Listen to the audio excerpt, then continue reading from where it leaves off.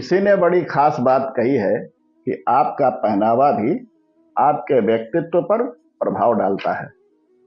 नमस्कार मित्रों, मैं हूं डॉक्टर राम जी भाई। आपके लिए एक छोटी सी कहानी लेकर आया हूं।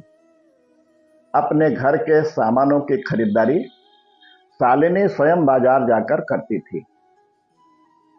छोटी सी बच्ची गुनी को संभालते हुए घर के किसी भी काम को करने में संकोच नहीं करती थी।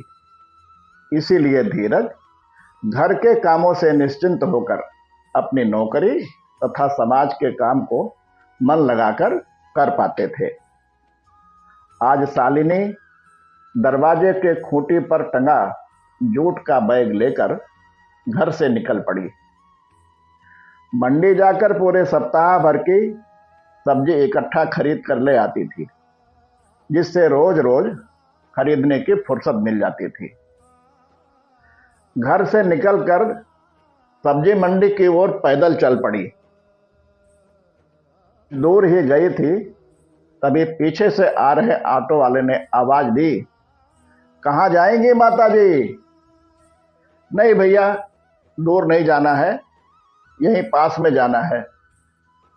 ये सुना तो ऑटो वाला सवारी की तलाश में आगे निकल गया।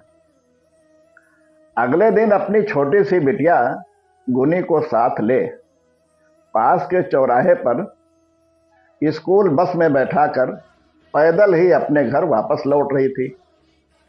तभी पीछे से आ रहे ऑटो वाले ने बगल में रोककर आवाज लगाई, बहन जी, बरहा कॉलोनी जाना है क्या?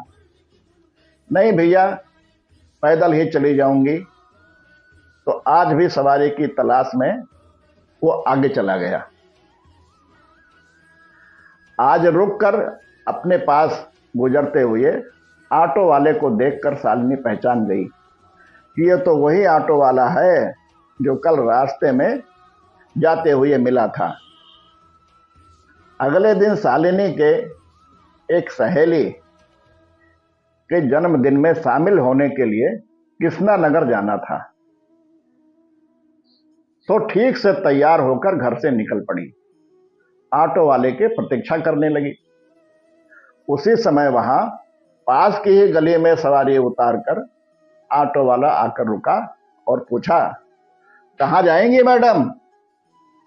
शालिनी ने बड़े गौर से देखा तो पता चला ये तो वही ऑटो वाला है जो कई बार इधर से गुजरते हुए मुझसे जाने के लिए पूछता रहता है। लगता है यही कहीं पास का रहने वाला है। ऑटो का इंतजार कर रही शालिनी बोली, कृष्णा नगर जाना है, चलोगे? ऑटो वाला मुस्कुराते हुए बोला, आइए बैठिए।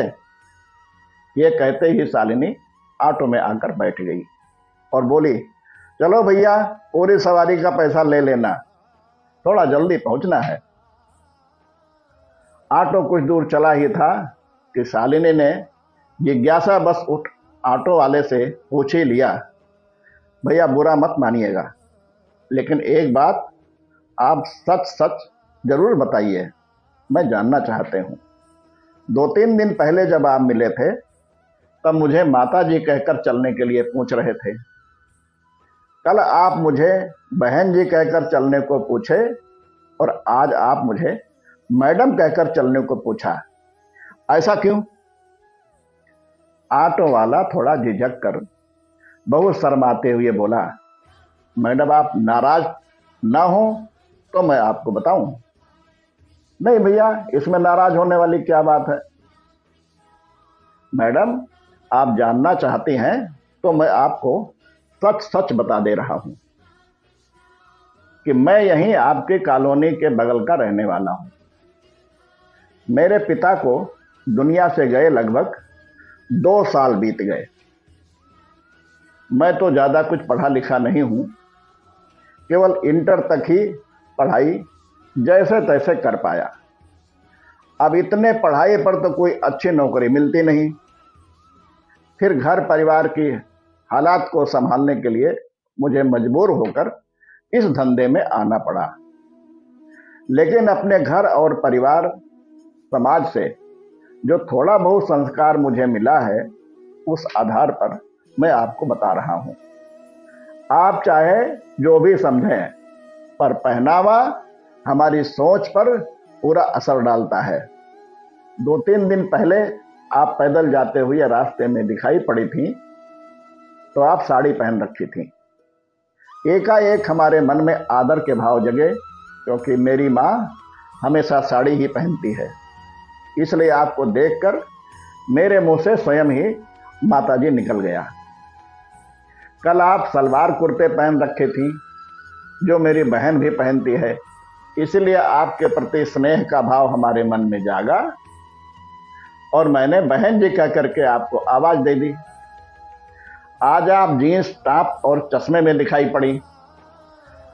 अब आज इस लिबास में आपको देखकर माँ या बहन के भाव तो मन में नहीं जग सकते, इसलिए मैंने आपको मैडम कहकर पुकारा। हमारे परिधान वस्त्र न केवल हमारे विचारों पर, वरन समाज में दूसरे के मन में उठे भावों को भी बहुत प्रभावित करता है। अगली बार फिर ऐसी ही कहानी सुनने के लिए आप इस चैनल को लाइक, शेयर एवं सब्सक्राइब करें। अगली भेंट होने तक सभी को नमस्कार।